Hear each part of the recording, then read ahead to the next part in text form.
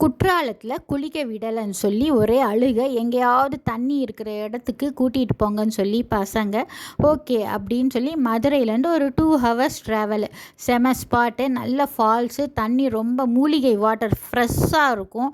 நல்லா மீன் குஞ்சுகள் நிறையா இருக்கும். நல்லா பெடிக்யூர்லாம் பண்ணிக்கலாங்க ஃப்ரீயாக மீன்கிட்ட. ஆமாங்க, நாங்கள் கேப் புக் பண்ணிட்டு போனோம். 8 சீட்டர் கேபு, டவேரா நினைக்கிறேன். 4500 ருபீஸ் ஆச்சு. நாங்கள் லஞ்சு ப்ரிப்பேர் பண்ணி கொண்டு போயிட்டோம். நாங்கள் போன ஸ்பாட் கும்பகரை. சூப்பராக இருக்கும். போகிறப்ப தண்ணி கொஞ்சம் கம்மியாக இருந்தது, கூட்டம் இருக்க தான் செஞ்சிச்சு. பட் ஒரு ½ அன் ஹவர்லேயே நல்லா தண்ணி கூடிடுச்சு. நல்லா குளித்தோம். போகிறப்ப இந்த பேட்ரி கார் இருக்கும், நம்ம யூஸ் பண்ணிக்கலாம். பெர் ஹெட் 20 ருபீஸ் தான்.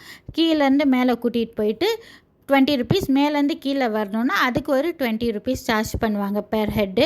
ஃபுட்டு மேலே அலௌடு கிடையாது. நம்ம கார் பார்க்கிங்லேயே சாப்பிட்டு போகணும், இல்லை குளிச்சுட்டு சாப்பிட்ணும்.